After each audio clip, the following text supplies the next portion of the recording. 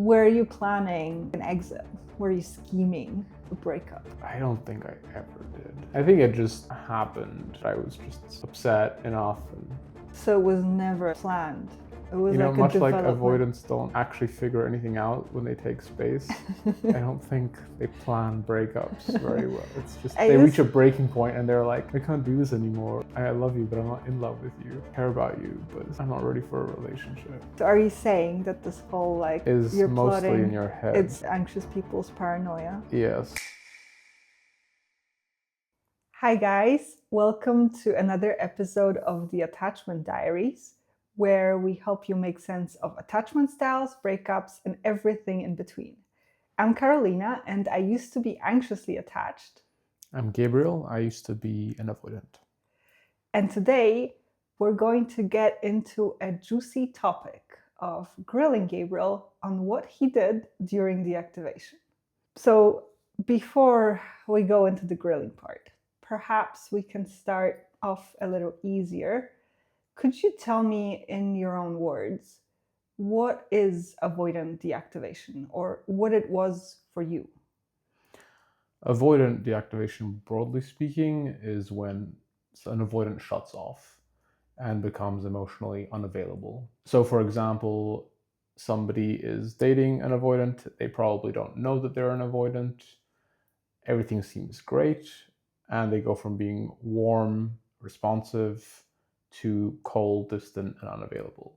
That is avoidant deactivation. For me personally, I would say it didn't look too dissimilar from that. Yeah, sometimes it take 6 hours to respond to my message, or a day, longer, or a day. Yeah. Yeah, you'd respond on the next day or something. Why do avoidants do this? It can be for many different reasons. I think it's hard to just generalize. Why did you do it? Yeah, maybe that's more helpful. For me, it was feeling a bit overwhelmed and scared. So whenever our relationship progressed, felt more serious, I think that was an uncertainty for me. Like, do I want this? Am I ready for this? Am I ready for this? But there were also external factors that had nothing to do with you. So if I had trouble with my family, that could make me deactivate too. It did. Always did. Right. And it had nothing to do with your behavior or something you may or may not have done. So it very much depends. And these are two different examples. I think there are other reasons avoidance can deactivate as well. But broadly speaking, external factors and something that happens in their relationship with you that makes them upset, triggers them. So also when they're upset about something that happened in the relationship. Yeah, definitely.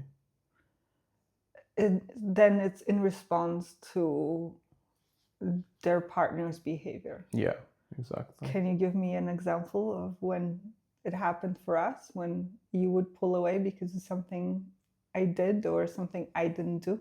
We had this repeated fight about me not feeling understood back then. And I would keep reiterating what I'm saying, feeling. You'd say, you always contradict me. It feels like you're contradicting me on purpose. That's something different, but I would say that's maybe even a better example. Mm-hmm. Contradicting. If I express an opinion, a feeling, you were quick to dismantle it and contradict it just by default. That was your default reaction. And I would keep trying, and you would keep doing that. And eventually, I would just throw in the towel and say, okay, it's not going anywhere. And I wasn't saying I'm going to deactivate now and retreat, but rather I was upset. So you were just sulking by yourself. Yeah. Because you felt like you tried communicating it and it just wouldn't land. Yeah. I'm sorry. By the way. Thank you. Water under the bridge. You're so sweet. So avoidant deactivation is something avoidants do, or something that comes onto them in a way, because it's not something they choose per se. Definitely not chosen. Where it might happen due to their partner's behavior, it might be a response to like a repeated conflict, or it might have nothing to do with their partner. It might just be triggered by external circumstances like their job, their family, something else. And the effect of it is they pull away, they become less responsive, and overall more distant. Right. Do avoidants notice it when they are deactivated? I think that's a very interesting question. For myself and what I've seen with coaching clients, for the most part, no. I would say it's something that happens. There's a trigger of some kind, and they follow a familiar subconscious pattern of going into what they would consider protection of some kind or safety. And I would say, from my own personal experience, it was something that was elusive to me, that I did not grasp. And it wasn't until many years later, I think, that I even noticed that I was doing something like that. Yeah. And you would fish me out, right? Or I would freak out, yeah. Something to communicate to me, to ring the alarm bell and let me know I'm doing that thing again. You're not here anymore. Yes, yeah. I'm unavailable. The number you've dialed is just not there. Is busy. Yeah. With something. Yeah. That's very interesting. And it's exactly what I suspected. I guess this is where this typical exchange that happens between an anxious and an avoidant makes sense. Because let's say avoidant deactivates and becomes distant. And the anxious person's first response is going to be, what's wrong? Because you immediately clock it. You're like, they're gone. Yeah. And the avoidant's like, nothing's wrong. Because in their mind, nothing is wrong. Yeah. They're not aware that something even changed. Yeah. With the example that we had earlier about you contradicting what I would say, I didn't understand that that's why I was deactivating. So even when you're upset about something, yes, you're not aware that you're upset about this thing. You're just kind of going to withdraw. Yeah. I might be aware that I'm upset with you, or I'm feeling like I need my space from you. A little defensive. There are times where it can be very clear. But I would say a lot of instances it wasn't.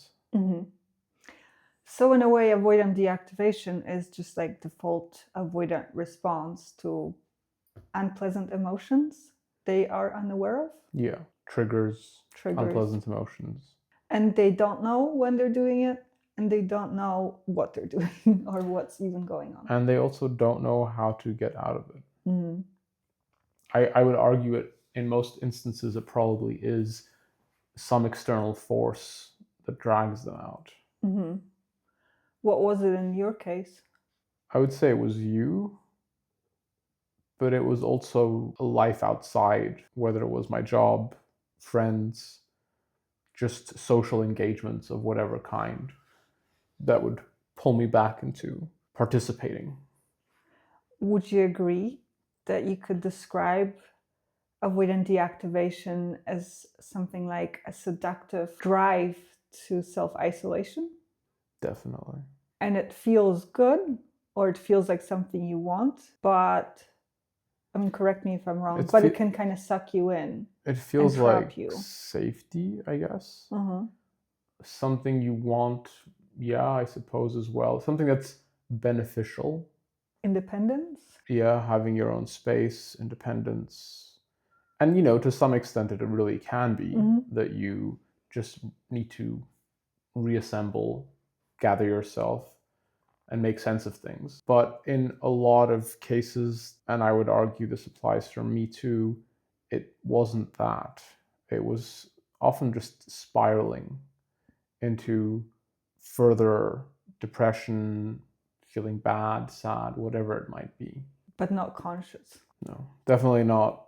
Yeah, it's time for me to be depressed now. Let's go away. I think it's important to mention that for us, this was also 13 years ago, and the mental health awareness back then was less. Significantly. Yeah. And also, I think among men, it is a much bigger stigma. Yeah. Or emotional awareness among men is also somewhat new as a concept. Right. So, doesn't sound nice. No. But it is, as you said, a very seductive thing. It feels like safety. And I think maybe initially it can be, for a day or two. Yeah. But if it's prolonged and there's no resolution, there's no conclusion, then it becomes unhelpful and even toxic for both the avoidant and the person they're with at the relationship. So the relationship's on pause. We can't interact with each other. And the avoidance kind of spiraling and getting deeper and deeper into this thing that they don't know what it is. And the anxious person is also spiraling, getting more and more anxious. Because they can sense something is wrong. Yeah. Right. Yeah. And this is where, if you manage to work together, it can actually, like, you can both benefit. Yeah. Because anxious people can benefit from some space initially to kind of just snap out of the anxiety. Yeah, I mean, to just regain their independence. Mm-hmm. And become more of a separate human being, I find, and like regain my hobbies. That's what I'd do in these times when it'd be unavailable. I'd just make other arrangements, I'd do other things. I'd suddenly check out Facebook events or like classes I could join, go to local concerts, which I wouldn't have done had I gone just over to your place and stayed miserable with you. Yeah. Right. But yeah, it's also this like, am I losing the person? Right. And I think the dangerous thing about the most dangerous thing about avoidant deactivation is that it's their moment of weakness, their moment of sadness. Mm. And then when the anxious person comes in and they're throwing a bit of a tantrum in trying to get reassurance or trying to get the avoidant to take care of them, that's when it escalates, right? Because the avoidant's already kind of overwhelmed or struggling with something. Yeah. And then the anxious person might have the urge to take even more emotional load and bring it onto their doorstep. And that's what causes avoidance to shut down. Furthermore. Yeah. And that's like the trap and the pattern we observe, right, with our coaching clients. And I do find that a lot of this anxious anxiety during avoidant deactivation stems from the fact that we don't know what you guys are doing. Mm-hmm. What's actually going on. Yeah. So what do avoidants do when they deactivate? What were you doing? I think for me, it was primarily feeling sad. If it was more intense, it was depression. And, I would come back from work, sit at home, just watch YouTube videos, binge watch something, game, lose myself in something. Mm-hmm. So escapism. Yeah. And to be clear, not dealing with the issue, not sitting there and evaluating, what am I feeling? Why am I feeling this way? What got me here? Why am I behaving this way? Today, if I am exhibiting any of those behaviors, I know something's wrong. And I'll say, okay, why? You have the awareness. Yeah, why am I just eager to doom scroll? Mm-hmm. Okay, something's up. Check in. And then communicate it. But what I see with a lot of coaching clients and their avoidant partners is very much the same, where they will maybe say, I need space, or if they don't say it, they will take space somehow. And it goes on for days, a week, two, it can go on for months.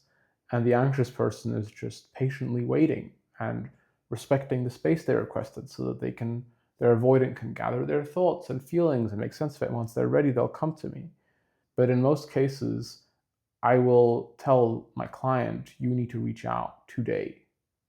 This space is not helping because their avoidant is doing as I described. They're not figuring anything out. I've had a couple of instances where clients still had access to their avoidance social media or YouTube because they were logged in on a shared device, and they could see the content they were watching. And the content they were watching had zero reflective capacity in it. It was not about figuring anything out. It was entertainment. Sometimes it was even about how to date and how to move on, right? So blindly trusting that my avoidance, being a mature adult and figuring out within this space I'm giving them, and they'll come back to me when they're ready, is often a fallacy. Yeah. From my male coaching clients, I know that avoidant women are so horrible when it comes to this. Because, I mean, with guys, it can also be that they do go party, but I do find that men are more likely to be workaholic. Meanwhile, women often have this urge to, as guys call it, have their hot girl summer. Mm-hmm. And they're going to deactivate or break up, Get say, I back don't know with what an I ex. want to do in my life. I need time to figure it out. When you actually look at what they're doing, it is then just partying and going on dates with like a different man every week. Right. And yeah, and it's not, I'm trying to figure out what was missing or what wasn't working. It's more like, yeah, I'm a teenager again. I'm going to do whatever I want. I'm going to get wasted and I'm going to party till sunrise and do all the things I wasn't supposed to do for the past 5 years. I guess that's more of an extreme. It's not, I wouldn't necessarily call it deactivation then, almost like rebellion. It's an escalation, right? And maybe it's also something that somebody needs to get out of their system. How was it for you? Because we also broke up, right? And we also both dated, but you were the one who initiated that. Like you were the one who felt like I was missing out or I don't know what I wanted. Yeah. Yeah. Was it more for you figuring out what you wanted, or was it just getting something out of your system? I would say a bit of both, probably. I didn't know what I wanted. I felt like I had to see what's out there. It's something you'll often hear too with our students and clients, that their partner hasn't had a lot of experience. And although they feel very happy or comfortable in this relationship they're presently in, they want to be sure that they're making the right choice before settling in for good. And they will say, I need to know what's out there, or maybe not communicate it, but their actions demonstrate that they're afraid to commit because they still haven't had that experience. And some people don't care, right? They get together with their high school sweetheart. Yeah, and they stay together their whole lives. Yeah. Yeah, each to their own. Although I do find that people who do get together very young will have this identity crisis at some point. It's just delayed. Yeah. Yeah. So that's the extreme. I wouldn't even call it deactivation. That's just like splitting apart. But coming back to avoidant deactivation, you said that anxious people gives avoidant space, and in the hopes that it will make avoidants figure this out. Or, I mean, they often say things like this, right? I need to work on myself. I need to think about it. Yeah. When they say it, do they mean it? No. No, absolutely not. I think they might think they do. What they realize is that the conversations they're having or the experiences with their partner are not resulting in the outcome they want, whatever it might be. So they want to regroup to figure out what to do. And that might be the initial intention, but I would say it's a rare case for somebody to actually settle back into themselves, take inventory. What do I feel? What do I want? And then clearly communicate that to their partner. So to actually do the inner work. Yes. And also some self-reflection. Yeah, that's very rare. And to be clear, it's not always an anxious person that an avoidant is with, right? We've had comments saying, why is it always avoidant anxious dynamic that we talk about? There are cases where it can just be an avoidant with a primarily secure person too, or Avoidant two with an avoidant avoidant. types. Exactly. Find what you said, the people who give space. It's just, can also be avoidant. That's a sign you're both avoidant. That's like Yeah. the space is the thing avoidants think fixes things. I think it depends on the person. There can be ones that give space And then love bomb. Or everything in them is saying, I don't want to do this, but they ask, and I'm trying really hard to respect that space. And there are ones that are just like, yeah, sure, I'll give you space. No problem. And they, I would argue, can be more on the avoidance spectrum as well. Okay, so space doesn't help. No. But rarely. And when we say space, I think a few days is understandable. Yeah. Maybe up to a week, yeah. Like if it's a more serious matter that you need to figure out. But anything beyond that is stalling. Mm-hmm. And I see avoidance stall for months. There are even instances where it's years. It's absolutely absurd in on-off relationships. What do you mean stalling? They don't want to give any concrete answer. They don't want to, because they have part of what can be typically avoidant. I think this is more for dismissive avoidance, is that they want one foot out the door. So they don't want to actually lose this person fully, but they understand that if they directly communicate, I'm undecided, I want to be on and off in this relationship when it suits me, that the person is most likely going to say, no, I'm not interested in that. So they don't verbalize that, but everything in their behavior makes it clear that's what they want and what they're doing. So they're being a bit deceitful. Yes. And they just stall the decisions and say, I need more time to think. I don't know. They might breadcrumb you a bit. And then you might have another good couple of months. And then you go right back to the same cycle.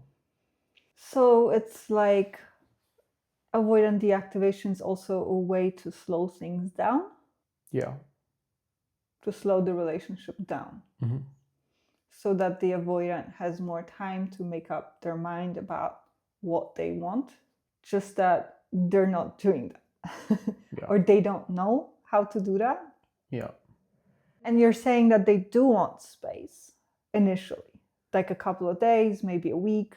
If I imagine you had a big falling out, then it might even be 2 weeks or up to a month to kind of just cool off, I guess, if you had like a crazy fight and reflect. And depends how complex the problem is. Yeah. Or if there's something going on in their private life. I know, even from my own experience, if you have death in the family, that can really take you out. Yeah. Circumstances are different for different people, and then different amount of time is necessary. But what do avoidants want? What are they looking for? I would say they are lost, and they ultimately wish to no longer be lost. But the process of going from lost to not being lost is complicated and requires a very specific approach. That if you're too distant with them, that's not going to work, right? If you go no contact, for example. If you are too anxious and clingy and pushy, that's also not going to work. And I think what they want is, in a way, that experience they didn't have in their childhood.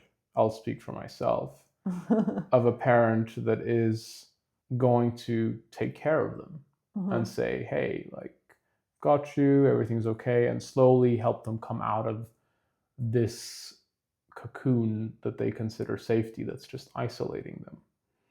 And once they grow out of it and mature out of it and can stand on their own 2 feet emotionally, they're a lot happier. I am a lot more fulfilled confident, balanced. So they want someone who can handle them, someone who can support them without being overbearing, someone who is genuinely giving and can give without needing to receive much for a period of time. I would disagree on the last Okay. part. But up until that point, yes. Yeah. But give without receiving, no, because I think, and even in an anxious avoidant dynamic, you and I primarily focus on what we talk about here to help our viewers is what's going on with the avoidant, right? And what are their needs and how do I approach them? Mm-hmm. But for my experience with you, as you being the anxious person, I would argue I was representing the exact same role of somebody that was patient and understanding and caring and loving for other areas, for things that you wouldn't typically think of as avoidant, maybe more anxious. And you needed that to come through as well and mature and you had your own cocoon, right? So I think to say that it needs to be this one-sided giving, it can be maybe for, a few days or a week, but if 2 hours. But if it goes beyond that, it's mostly not helping you. I will often, in fact, tell my clients, you need to put your foot down now. If you don't, you are going to keep spiraling in this loop. So in a way, it's like they're looking for someone they can mature with, where you can both support each other. Exactly. And also hold each other accountable. Yeah. And it's finding that sweet balance of, I'm going to push you when necessary. I'm going to be patient with you when necessary. And sometimes I'm going to be human and not be able to provide either and screw you. But we do our best. Sounds fair. Sounds productive. Is that what we did? Yes. Yeah. Very much so. I mean, it was, rough around the edges. It's not to say there's a perfect formula we followed, but everything we teach in our attach and avoidant program, the 5-step framework that we have is based on what we went through and what our clients have gone through to make sure you can have some form of, because we didn't have any orientation, right? We were kind of driving blind and figuring out this as we went along. So the way we present it now is very clear and structured, and right. That's not how it was for us. Yeah. So exactly. So let's rewind back to that old mindset, and I'll ask you a couple of questions that I know all anxious people are asking themselves when avoidants deactivate. So the first thing I think that all anxious people kind of start catastrophizing about is, did you change your mind? It's rare. It was rarely one or the other extreme. It could be doubt. I don't know if this is working. I don't know if we're a good fit and this is what I want. But I think it was rarely, unless I was really upset or really angry, this is not what I want. And, I would say you likely have felt the same on many occasions. So it's not like this is avoidance specific, but I would argue it depends. Sometimes it can be absolutely not that. It can just be, I'm a bit frustrated and I want to just retreat. So in terms of proportion, like what percentage? Okay, I would say 80% of the time I was just a bit grumpy or upset. 80% of the time it wasn't anything like changed your mind. Maybe 70, let's say. Okay, 70. Yeah. Ooh, 30%. Ooh. Yeah. Okay. Were you planning like an exit? Were you scheming a breakup? I don't think I ever did. I think it just happened when it did happen, that I was just upset enough. And so it was never like planned. No. Development. It was much like avoidants don't actually figure anything out when they take space. I don't think they plan breakups very well. It's just they reach a breaking point and they're like, I can't do this anymore. I love you, but I'm not in love with you. Yeah. I care about you, but I'm not ready for a relationship. So are you saying that this whole like is you're mostly plotting, in your head. it's a anxious people's paranoia Yes, their catastrophe that then can contribute to things escalating. Yes, did most it certainly. contribute to things escalating? At for us? times, yes, definitely. Does it annoy avoidance? Terribly. Tell me more. Terribly. Because sometimes, let's say this is a scenario where I'm not so terribly upset, right? We had a fight of some kind, a disagreement, and I'm just like, I can't do this anymore. I'm gonna retreat to my little safe space and do nothing productive to figure it out. And so there I am, just biding my time, distracting myself, watching YouTube videos, whatever it is.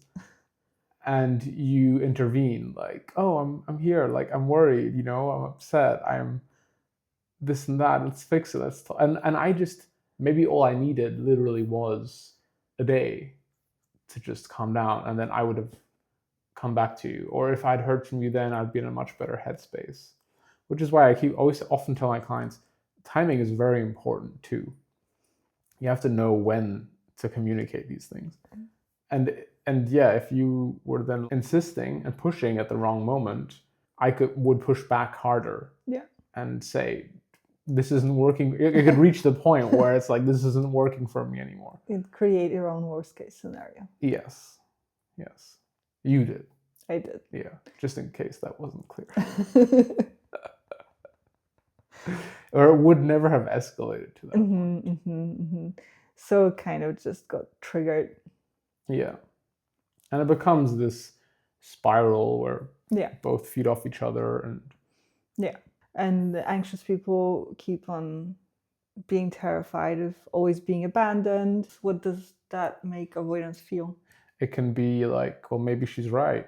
Or maybe they're right, maybe we're not good. Maybe I should not pursue this. So it's like just enhancing the doubts. And there's an element of the self-fulfilling prophecy in it, but where breakups sometimes happen not because they needed to happen at all, but it just because one person was so afraid of them happening. Yeah. Well, maybe we should just break up. Well, maybe we should. And the amount of cases I've worked on like this, where over nothing it escalated to a breakup, and then people followed through with the breakup because the words had been uttered, versus if one person had just said, no, we're not breaking up, this is ridiculous, it never would have come to it. So there's a certain element of fear, I think, for anxious people that plays into it, that can very much manifest. It's not an element. It's like a truckload. I don't know. Yeah, it's a 2-ton truck. I used to be terrified that I'll never hear from you again. That you'll just never text me or something. Really? It was that extreme? Yeah. I don't know why. Why? Childhood trauma. something. I don't know. I truly don't know. I know a lot of people have this. They think, well, this is it. We'll never hear from each other ever again. It's like fate. It's a fear of getting cut off. Of like, and just to be clear, I never had that. That was never your intention. No, I was never coming from that place of I'm never gonna text her again. It might have been, oh, I'm pissed. Might not hear from me for a week, maybe in the very early dating stages. And that was it. It's sort of like you're dead to me, like this kind of this level of rejection and abandonment. And that rarely happens, right? I do have cases where it does escalate to this, but it usually requires lots of fighting and lots of issues, overriding boundaries. It's mostly somewhere in between. Like they may take space, but they're not going to not respond. Mm-hmm. And when they don't respond, it's because they might feel like you're not listening. I think, yeah, one of many reasons, but yeah, Or it's possible. Yeah. okay, I think it's a whole different episode. Definitely, Yeah. Okay, so you didn't feel like you changed your mind about me. You weren't plotting a breakup. You also never intended to cut me off. No. On all counts, no. I think what's so terrifying about avoidant deactivation, or what's so triggering about it for anxious people, is that it's like an instance of experiencing that your partner doesn't care about your needs. Or you. And I think that's the childhood trigger. Mm-hmm. And maybe it's something we all went through, because I think all parents had instances when they neglected their kids in some way or another, not there. Life is messy, life is hard, right? Everybody felt abandoned. And then re-experiencing it can put you back in that. It's like triggers an emotional flashback. And I think anxious people then go into their own spiral. It's like avoidants are having a spiral. And then the anxious people get triggered to have their own spiral, where instead of acting like they are here today, they also go into like a mindset of they regress into like a 5-year-old in the store who got lost or something and freak out. Mm-hmm. Understandably, Yeah. you know, it's a trigger of whatever kind. Yeah. And they also wish that the avoidant could just reassure them or be the bigger person. Yeah. And I find in both of these cases it's similar. And in both of these cases, the partner usually tries. The avoidant partner. The anxious partner is going to try to drag the avoidant out of the deactivation. Mm-hmm. Yeah. And it might be, badly, but sometimes it is also in a productive way. Mm-hmm. Yet the avoidant might continue kind of stubbornly insisting. Yeah. And the same is true with the anxious partner, that the avoidant might give them some reassurance. Like they're there, everything's okay, I'm just tired, I'm just overwhelmed. But it will not. But the anxious person will continue. Yes. Kind of spiraling. I had that with you too. I could reassure you day and night. And then at some point you hear people say, I just can't make you happy. Yeah. Right. I can't give you what you want. I can't give you what you want. Yeah. And so it goes. Yeah. Yeah. Happy times. So what did we do? What did I do? I think it was for us an ongoing journey of learning where to push and where to be patient, right? We talk about carrot and stick in our program. Both are necessary, and finding that middle ground. Bit of boundaries, bit of listening. Yeah. Bit of pushing. Yeah. The more you get to know a person, the more you understand where their limits lie, when it's a good time or necessary to push, and when it's a good time or necessary to be patient. And depending on your own capacity, you will then adjust your approach. And that goes for the other side as well, right? And sometimes you meet perfectly and it just flows and you understand each other and it clicks. And other times you're maybe both at a very low capacity and it's just not going to happen. Not going to jive, yeah. And that's okay. You do a timeout then, and you get back to it later. I remember thinking to myself back then, like I knew you were just sitting at home. You wasn't doom scrolling back then because there was no infinite feed. But I knew you were playing Plants vs. Zombies or something. That was a good game. Or there was this one time, I think I learned this. There was this one time, it was already when we were past the breakups, but our relationship was still distant in many ways. And I think we didn't see each other for a week. At that point, I was like, I'm not going to freak out. I'll just see what happens. I'm not even going to That was that one time when I said to myself, I'm not going to push. Let's see how long it takes him. And it took you a week to start texting me again. And I was like, oh my God. And you texted me as though everything was okay too. Like as though the week didn't pass. Like, tra la la, blah, blah. Yeah, we have this dinner we're going to, right? And I was like, yeah, we have this dinner. Because we had a dinner planned with another couple. And we go to the dinner. You kept on raving about True Detective. What an amazing series it is. And this and that and blah and so something. So you knew what I was up to. And I was like, oh my God, he was watching True Detective for a week. I really liked it at the time. Yeah, I remember it. Troubled man, lost in life. Yeah. I could see why you liked it. But whatever, I tried watching it after you recommended it. And I was like, oh, thank God I wasn't watching this with him because this is depressing. But yeah, this is where I realized, or I think this realization was slowly, solidifying for me.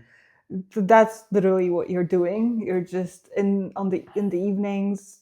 You're killing time, doing. And I guess I remember my frustration, feeling like, well, why doesn't he want to do it with me?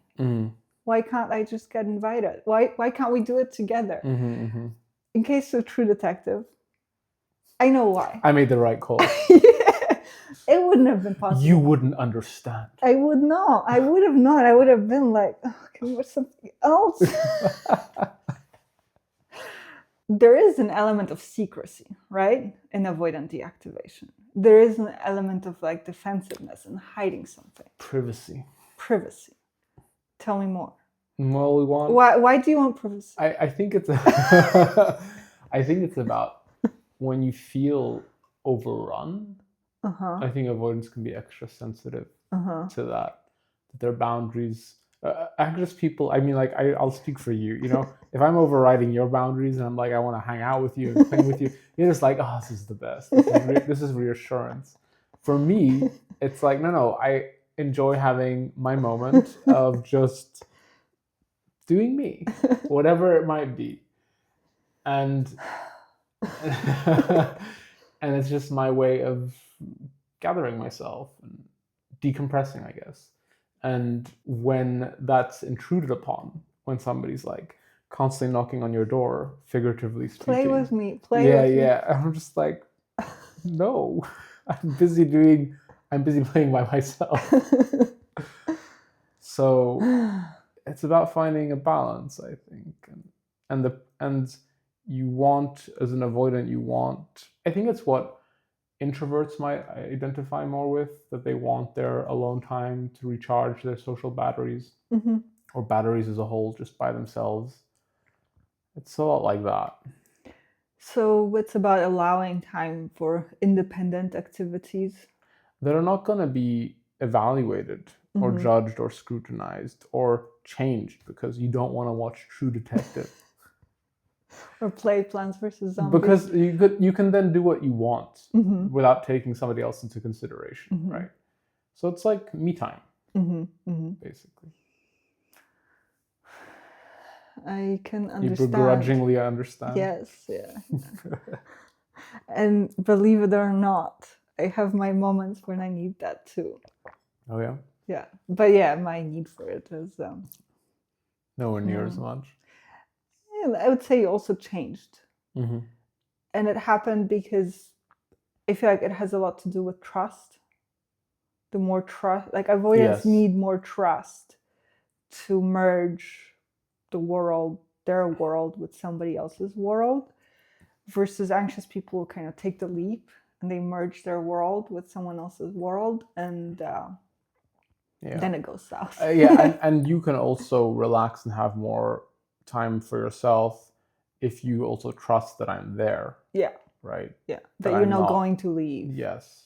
Yeah. And that's where the breakups are, hard, because you have these instances of where somebody did leave. Yeah. And makes it hard to just be cool with the space because Right. yeah, PTSD. Okay, no space anymore. That's where we're at today. Pretty much. We can spend the day apart.